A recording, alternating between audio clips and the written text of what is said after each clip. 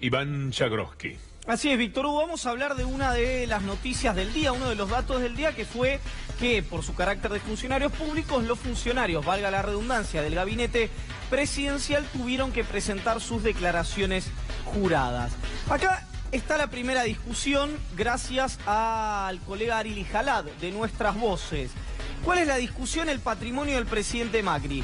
Nuestras Voces lo que reveló fue el falso fideicomiso ciego del presidente, así lo llamó el colega Arili Jalad. ¿Por qué tenemos declaración jurada y patrimonio real? Porque en la declaración jurada el presidente declara 82 millones de pesos.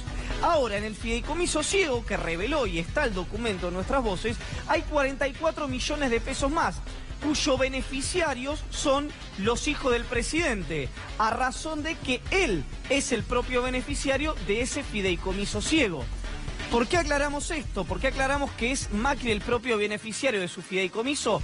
Porque si fuera otro el beneficiario, si fuera algún primo, algún amigo, algún socio, estaría desafectado de su patrimonio. Al ser él su propio beneficiario, asciende a la suma de 126 millones de pesos, convirtiéndose así en el más rico de todo el gabinete nacional.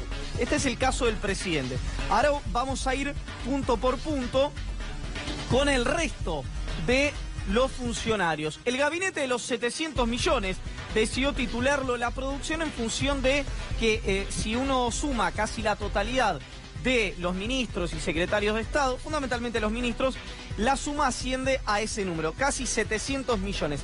Muy cerquita del presidente se ubica el titular de la Agencia Federal de Inteligencia con 126 millones 600 mil pesos, Gustavo Héctor Arribas.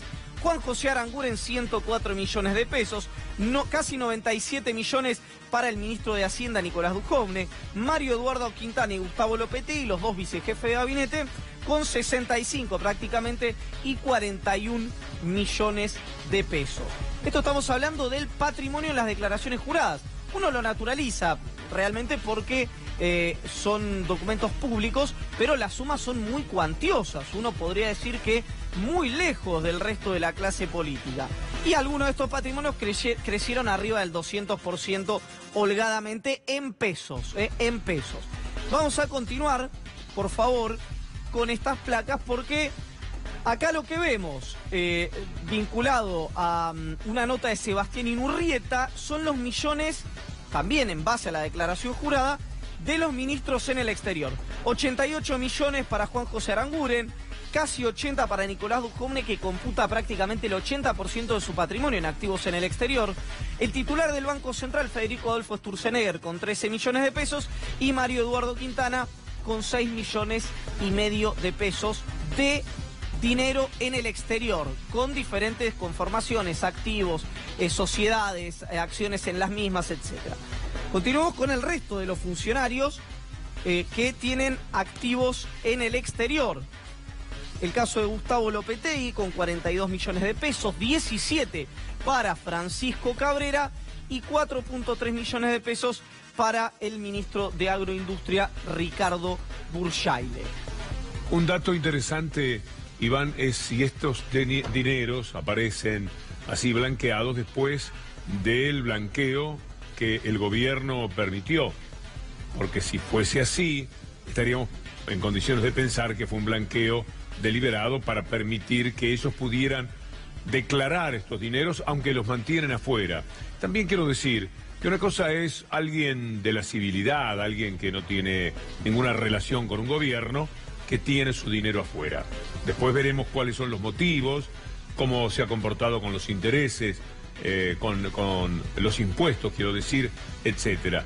Pero cuando se es funcionario y se está permanentemente diciendo que tienen que venir inversiones, que hay que traer dinero al país, y ellos mismos no le tienen confianza para tener aunque sea el dinero adentro, ya no solamente invertirlo, no es fácil. Ahí hay una especie de doble discurso. No sé si compartís lo que digo, Iván. Absolutamente, Víctor Hugo. Hay que ser y parecer, fundamentalmente si uno es funcionario público, ¿no?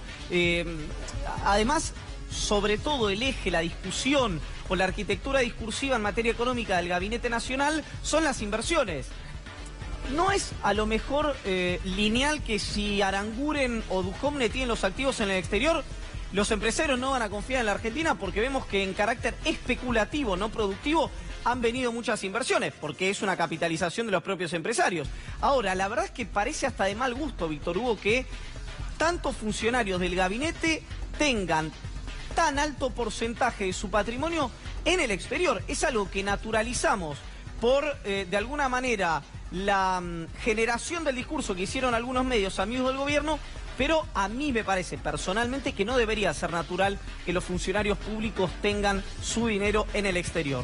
El gabinete económico, entonces, esta es la cuenta que hacía nuestro colega Sebastián Inurrieta, en el exterior tiene la cuantiosa suma de 364 millones de pesos. Esto es el dinero que tiene el gabinete económico, no todo el gabinete económico, en el exterior. La verdad, un número, Víctor Hugo, con el que se podrían hacer, si me permite la humorada, muchos jardines de infantes, muchas escuelas, muchos hospitales y tantas otras cosas más. Con semejantes intereses nunca serán capaces de pensar en una política pública que atienda a los más vulnerables en lugar de una política pública que tenga que ver con las ventajas de la élite que ellos integran.